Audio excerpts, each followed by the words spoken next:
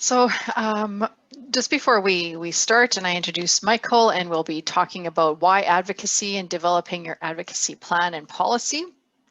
I just want to reiterate a bit of what Mariette spoke to today. Throughout the pandemic and everything, we also needed to pivot. We needed to also be a reliable resource for businesses, and so we did that, pivoting at the end of March last year with seminars that were relatable.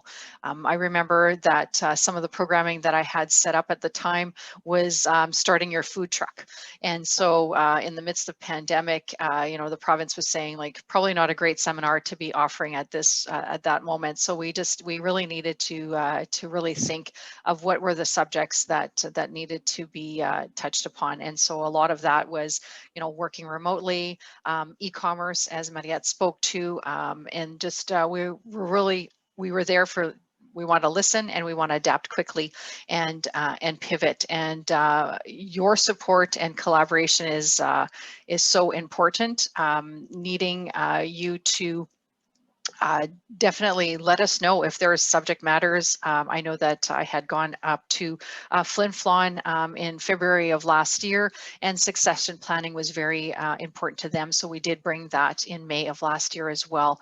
And so we're really there to listen, to adapt, and we're there for all Manitoba businesses and for all your regions, and we want to collaborate with you. So if there are other initiatives that you think that we would be helpful in collaborating, know that we're there. We have the research component as well, and our seminars. And I've sent a document to Leslie to share with you after the forum of upcoming webinars and that are, I didn't put all of them, but we do have an HR series and a sales series, and we have obviously our e-commerce and Amazon as well. So there's a lot of great information, and it's just a bit of a snapshot of where you can find those different links. And if at any time you have any questions or want to talk about collaborations, do reach out to me. I'd be happy to have those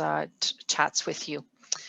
So we will get started on our next session. So we had Michael speak as well. I was in January, I believe, Michael, that you did a session collaboration with the Winnipeg Chamber of Commerce. So great to have you again here with us. So Michael Juce is a managing director of Manitoba for Prairie Sky Strategy. Michael helps a variety of organizations interact, interface, and advocate various levels of government every day.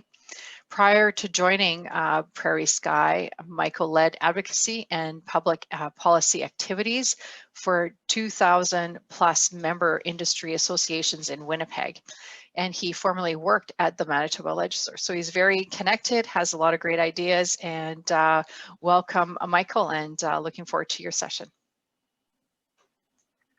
Perfect. Thanks, Nicole. I'm going to share my screen now.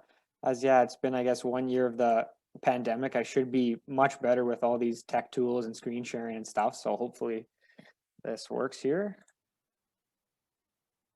Perfect. I think it's all good. Perfect. Awesome. Okay, perfect.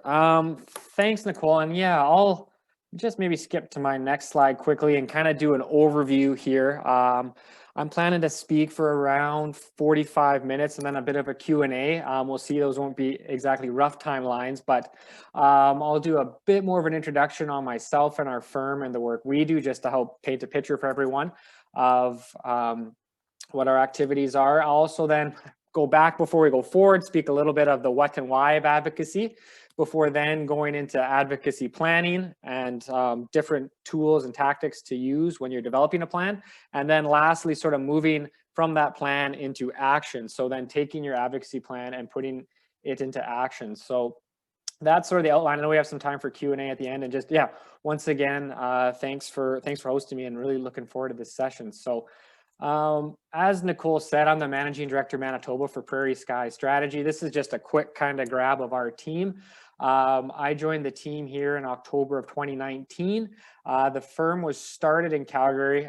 Jeff Sturzik, our president and CEO, was started in 2013 in Calgary, which right before the oil crash, and tough time to start anything. But since then, we've grown, and yeah, we're getting close to growing beyond, I guess, fingers and toes, if you will, when it comes to, I guess, our staff, consultants, and affiliates. So Jeff's still in Calgary. It was, yeah, sort of a one-man operation till 2017 when Marnie joined, who's also in Calgary. Kevin's our managing director in Saskatchewan.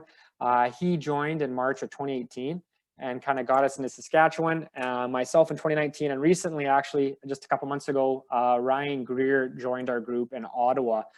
So I'm no longer the most eastern presence, but as our name sort of implies with Prairie Sky, we're focused on Western Canada, and the bulk of our work is in public affairs, government relations. So as Nicole said in the introduction, we work in a variety of sectors, variety of clients, helping them interact, interface, and engage with government. So that can take a few different forms. In some instances, there's a policy or regulatory matter they want to change. In others, there's maybe an opportunity. They have a service or product they want to sell to government and helping them with that.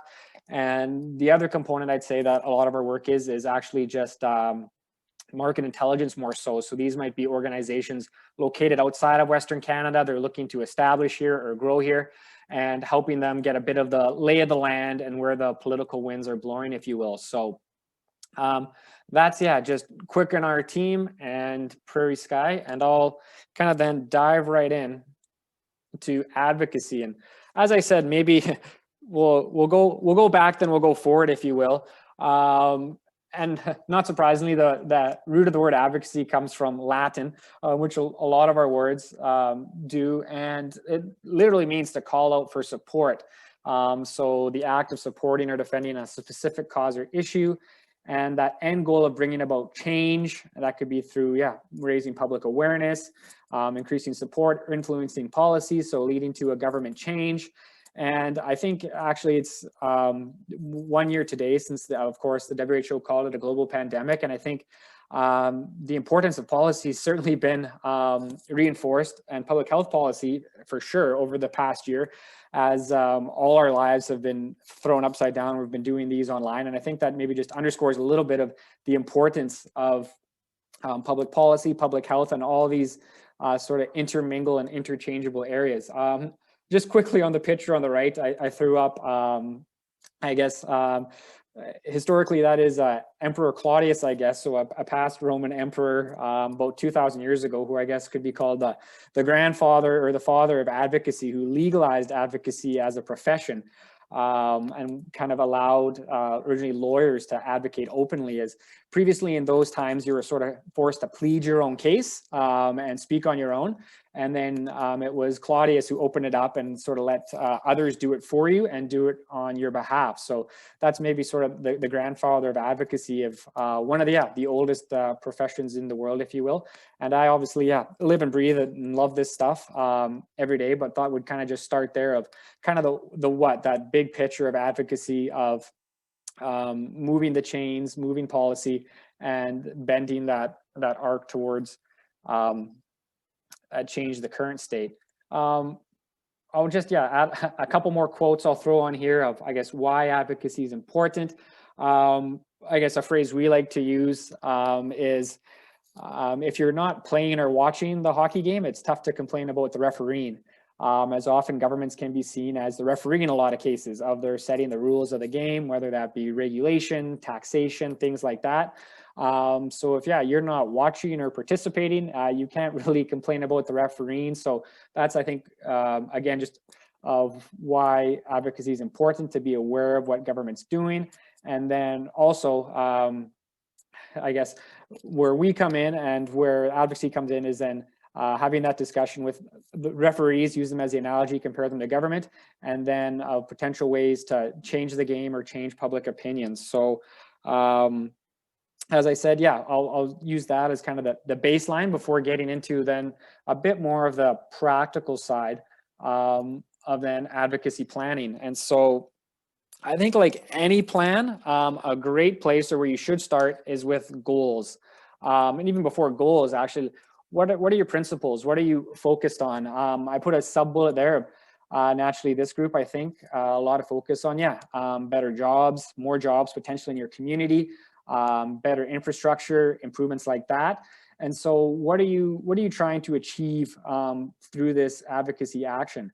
What's the future state or vision? And the thing I would put out here is these goals don't have to be huge. And quite frankly, it's most likely best to start small or to start low of something as simple as building a relationship. That's something that we try to reinforce in a lot of our work, is that the worst time to ask for something from somebody is probably the first time you meet them.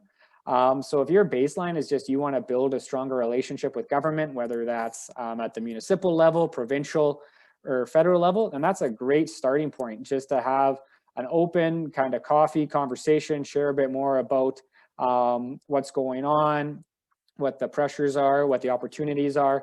That's a fine starting point. If all you're looking at is just to build a relationship as a starting point, that's more than enough. As I think often a challenge that falls into groups is that they only reach out and react to government when there's pressure or there's a need or an ask, which is often the worst time to reach out and ask, have an ask of government, is where if they don't know you. So this doesn't have to be a huge, grandiose goal. And on the goal side, the flip side of that, of when you're planning and sort of setting your goals of what you want to achieve, maybe it is a new facility, a new industrial park or something like that. Also keep in mind of the audience of who you're advocating to and what their goals are. And I'd start at a very high 30,000 foot level or higher, as I can almost guarantee there's going to be some alignment between your goals and their goals. For example, this group creating jobs, I say, I struggle to find anyone who works in government or a politician anywhere who doesn't want to create more jobs, wealth, or prosperity. So having that lens too, of being cognizant of when you're planning, of what is the other side looking at, what are they looking for? I can almost guarantee if you take it to a 30,000 foot level or a very high level, you can find some alignment, which is then a great place to start building that trust and building that connection with the government and the decision maker on the other side of the table. Speaking about building, and then this maybe dovetails a little bit more with the term stakeholders comes up a lot, but partnership stakeholders, of when you're planning and thinking about engaging with government, I would recommend as you're starting out that basis, cast around, and then what groups or organizations have similar goals. Again, if you start at that 30,000 foot level, you should be able to find someone or another organization that has a similar mindset or viewpoint of what that future end state or goal looks like.